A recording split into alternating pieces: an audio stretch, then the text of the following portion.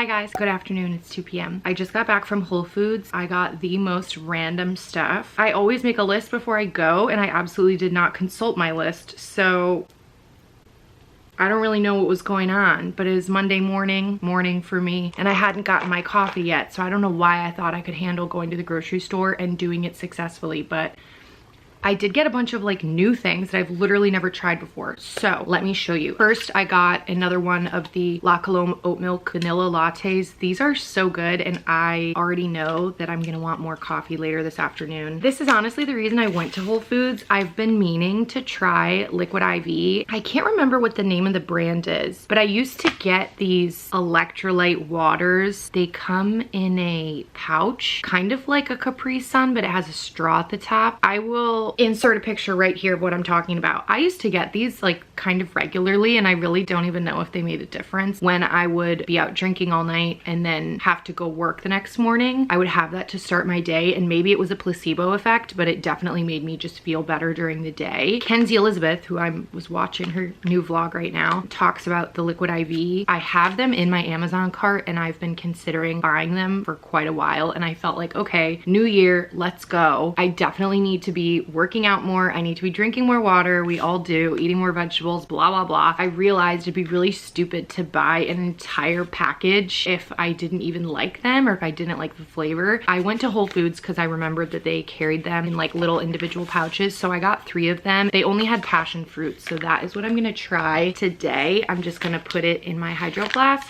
and we're gonna taste test it. Then I got Just Egg. I used to get the liquid egg whites from Trader Joe's, I think. It comes in like a carton. I really like making scrambled eggs because I really can't cook, as we know, and scrambled eggs is very easy. Like no one can really mess that up. And I love like a scrambled eggs, avocado, hot sauce kind of moment. So I'm gonna try and challenge myself to actually use this because my toxic trait is buying things and not finishing them before they expire. Along those same lines, I got the Miyoko's vegan cheddar cheese. It's made with oat milk. Vegan dairy products are usually very tricky for me. I'm allergic to cashews, and a lot of vegan cheese specifically, I don't know why, is made with cashew milk. I love this brand. I've used their oat milk butter before. I think I've shown you, but normally when I make scrambled eggs, I like to put this on top. I really also like the vegetable burritos from Trader Joe's, but they don't have cheese, so it just kind of tastes a little like boring. So I feel like this would be a good addition for any kind of like Mexican style meal and also for scrambled eggs. Again, hopefully I can finish this before it expires. Do you sense a trend? Here we go again. I have the Kite Hill sour cream alternative. It's dairy free. Thank God. It is almond and coconut based. And this is specifically for latkes and I guess also like the burritos. I really like those vegetable burritos from Trader Joe's. They're like $2.99 and you get 2 burritos. It's like really inexpensive. They're a great meal to have. Super easy to make. Stick them in the freaking microwave. There's just no dairy element. So it like always tastes like something's missing. So a little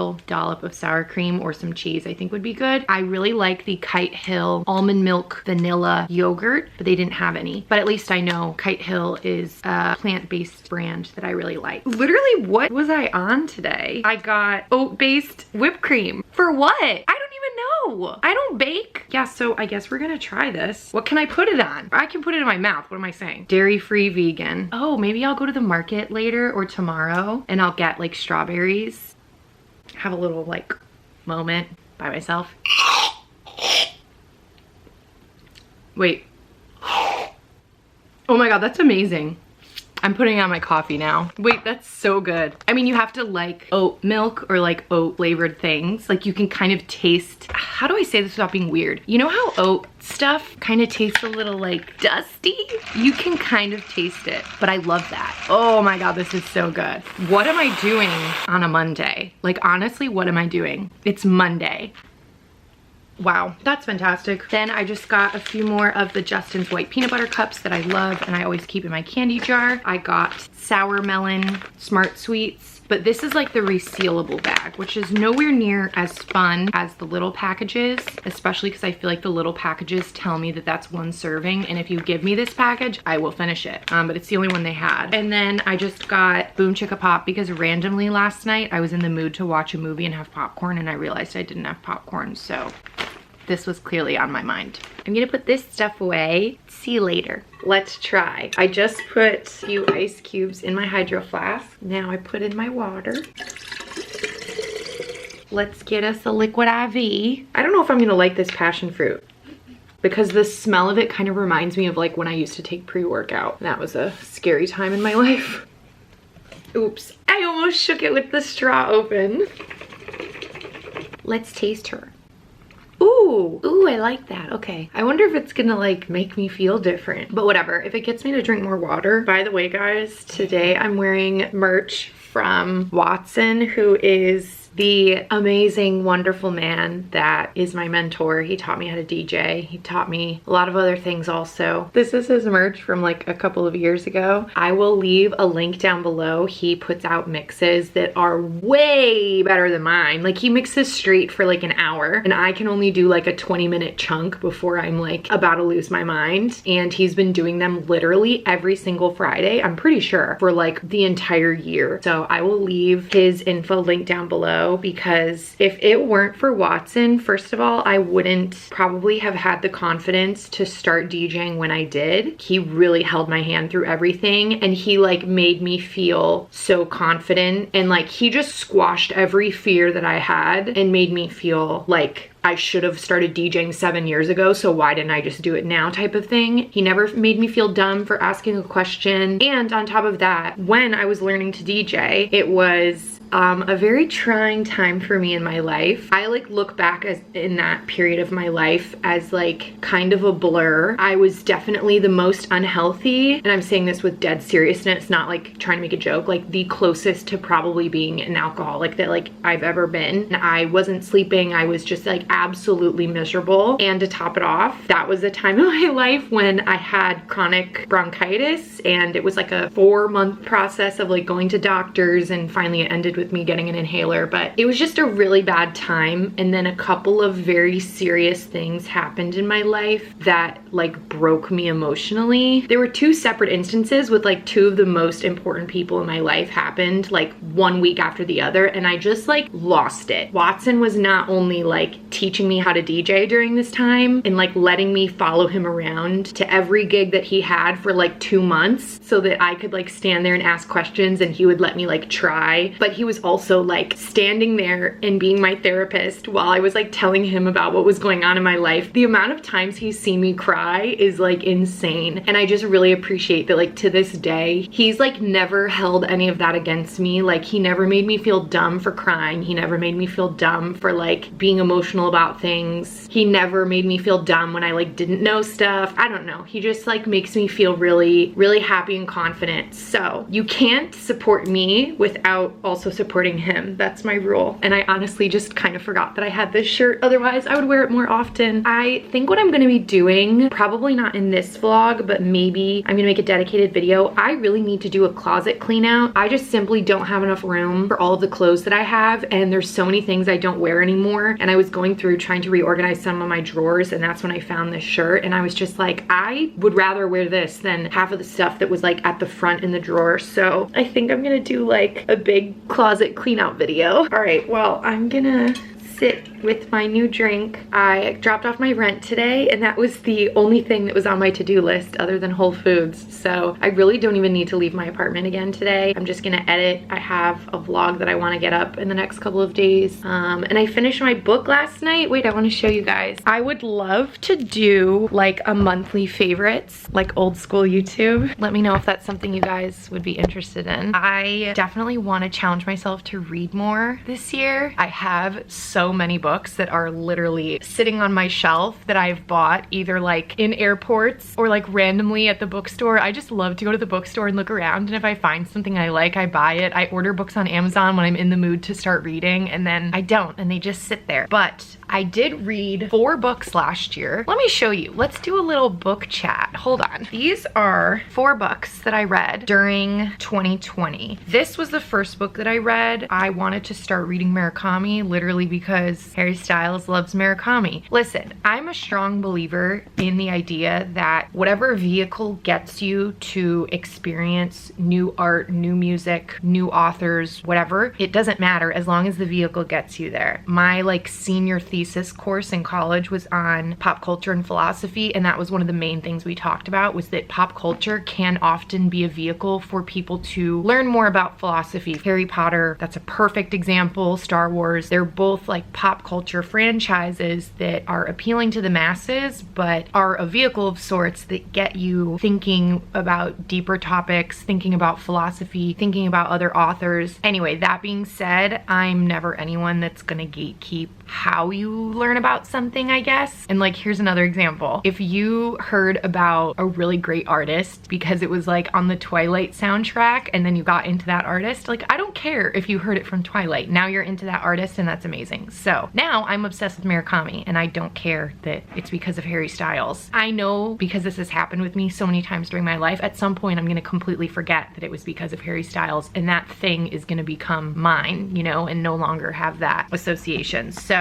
I started the year by reading the Wind-Up Bird Chronicle, and I will never forget this because I was reading this when I was working for my family friend in his office when the pandemic like decided to happen. Literally like March 14th, 15th, 16th, 17th, those days, I was still going into the office, which is in Rockefeller Center. It was completely dead. It felt like I was in the apocalypse, like nobody was there. There was nothing really to do at the office, but we were all kind of still coming in because we didn't really know what to do. And I was sitting there at the desk all day long reading the Wind-Up Bird Chronicle. We have a TV in the office, like a huge one, and we were like watching the news and seeing everything that was happening, and it was just a very weird, like creepy kind of time. It took quite a while to get into a groove with it, but once I did, I really liked it. Then what I started immediately after that was Norwegian Wood, which is now one of my favorite books of all time, like of all time. When I tell you how much of this book is highlighted, like you probably won't believe me. I also don't know if I've already talked about this before. Sorry if I have. I'm like absolutely obsessed with this book. And I read this in one day during quarantine. Then I read also, because of Harry Styles, all of these books are because of Harry Styles.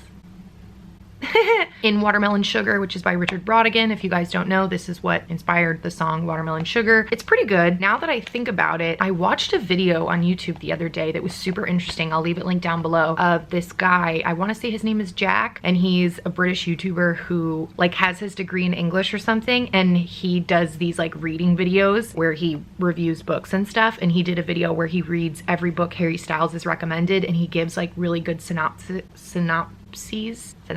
of all of them. So yeah, you guys can check that out if you want. And then this book I read during the summer, which is The Course of Love by Elaine de Botton. And if you guys don't know, Elaine de Botton is kind of controversial, I guess you would say. I want to say he's a psychologist. He takes a very interesting approach to this book. It's basically about a married couple whose relationship is falling apart, kind of like how they got there and what their thoughts are. And he kind of jumps from the wife to the husband, and then he also intersperses with just like kind of a omniscient narrator's commentary on relationships in general. So I found it to be really interesting because I think I looked at it more as a psychology-esque book on relationships that had this underlying story of the husband and wife serving to provide examples throughout the book. So I looked at it that way and I loved it. I thought it was great. But the guy whose YouTube video I was just talking about, he looked at it the other way as a story about a husband and wife, and he found the kind of like psychological commentary to be distracting. So I guess it just kind of depends on how you read it. Also, like I said, Elaine de Botton is kind of controversial, apparently. Like, I didn't know that when I read this, but apparently he's kind of controversial in like a Jordan Peterson kind of way. So I don't know about that, but I really enjoyed it. And the last book that I read that I was absolutely obsessed with in 2020 was My Year of Rest and Relaxation, which was Aurora's. So I don't have it because I gave it back to her, but I'll insert a picture of what it looks like here. I will leave all the books linked down below. That book was absolutely insane and I read it in one day. I loved it. It was so relatable. If it were my book, I would have highlighted the entire thing. And I kind of want to buy it just so I can highlight the entire thing because it was so good. It's about a girl who's, I'm pretty sure 27, my age. She, this isn't a spoiler, loses both of her parents like in the first chapter basically. She decides that for an entire year to like not have to deal with her feelings and not have to do anything, she's going to scam her psychiatrist into prescribing her like so many sleeping meds that she basically like isn't awake the entire year. I just think like reading it during quarantine where you feel like time is passing you by, you're kind of at a standstill. There's a lot of themes of isolation, comparing your kind of isolated world with what everyone else is doing around you. you, like, it was the perfect book to read during quarantine, and I absolutely loved it. I recommended it to so many people, so definitely check that out. And then the first book that I read of 2021 is On Earth We're Briefly Gorgeous by Ocean Vuong, which, by the way, is being turned into a film. A24, if you guys know, they're turning this into a movie. It was very, very good. At the risk of like being reductive, if you liked Call Me By Your Name, I think you'll really like this. Obviously, it's not exactly the same, and I'm not trying to say that every single book that is about a gay couple is the same, but in my experience, I've found that, and I'd love to know if anyone else feels this way or has ever thought about this, but I've found that queer stories do a really great job at highlighting issues in relationships surrounding like shame and secrecy, power dynamics in a way that I just don't find when I read novels with heterosexual couples. And that's something that I feel like I definitely experience a lot. Like, I'm constantly in situations with like messed up power dynamics and a lot of secrecy and a lot of like keeping each other at arm's length and like regret and things like that. I think that's why I tend to just really love the way that authors write queer romances, because they just have such a great handle on those topics and emotions.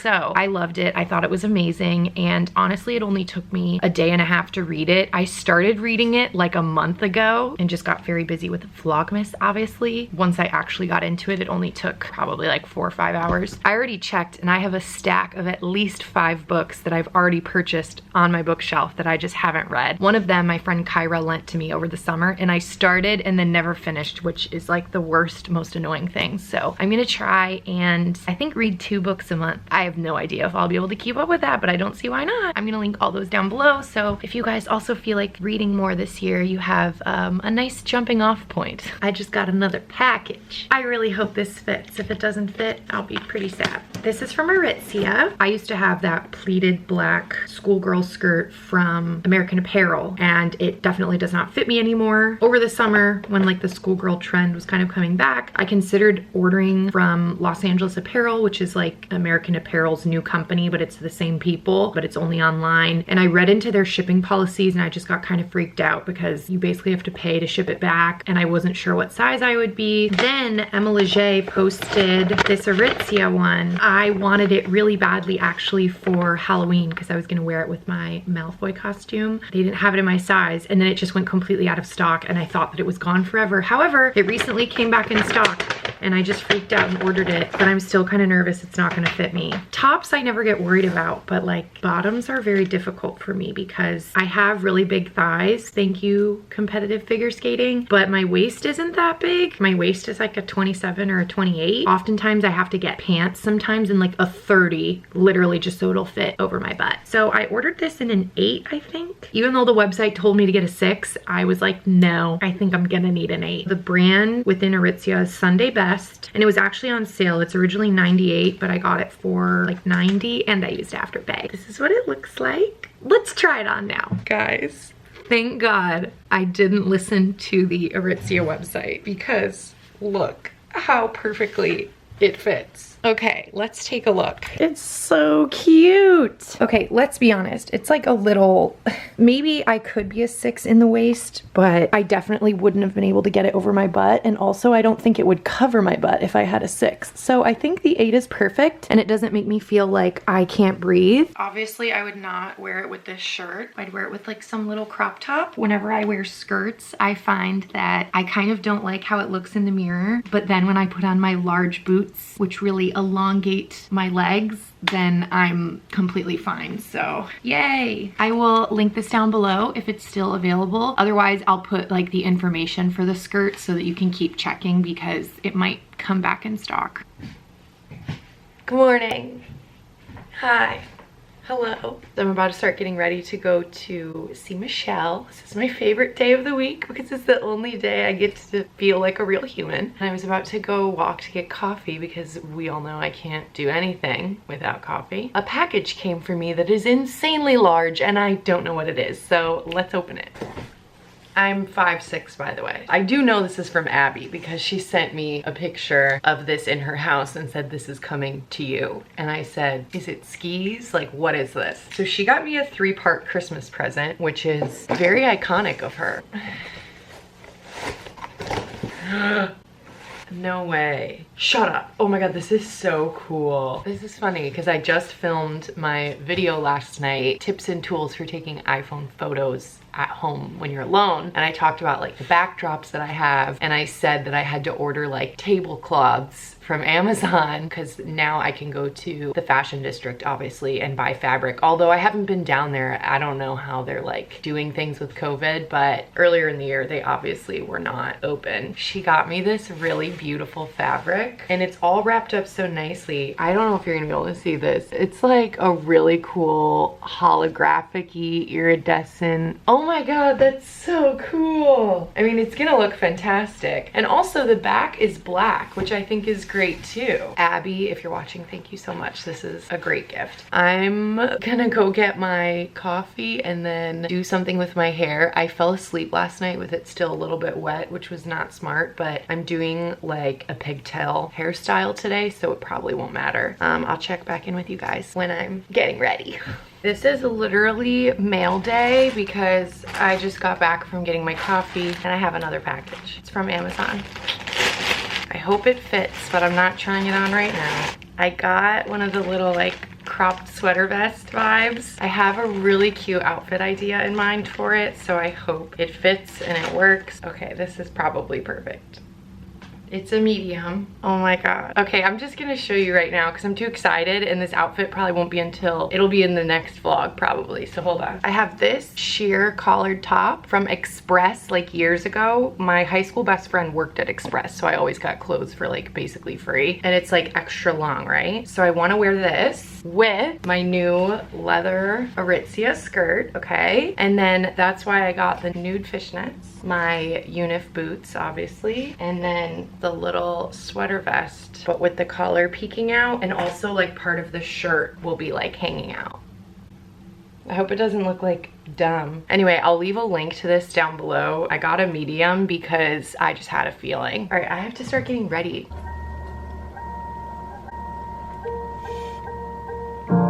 Got my driver's license last week. This is not the mood. Alexa, can you play my Gossip Girl playlist? Gossip Girl from Spotify. That's better.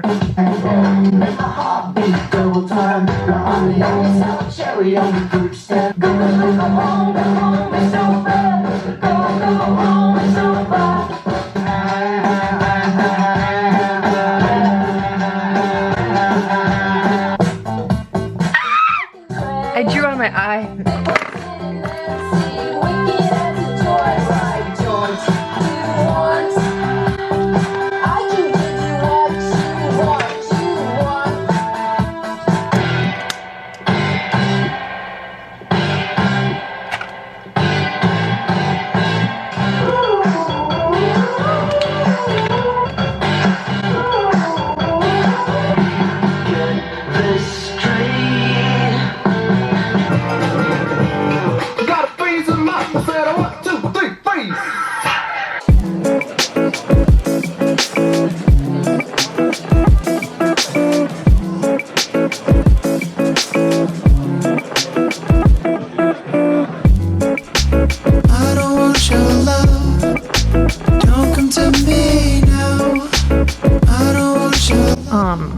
This oyster is the size of my hand. I just needed you to see that because I don't think I've ever seen one this big. I don't want your love. Don't come to me. No, no, no, no, no. No, no, no, no, no. No, no, no, no, no. No, no, no, no, no.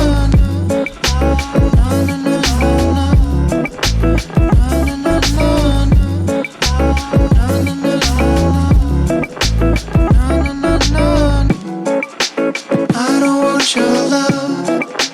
Don't come to me now.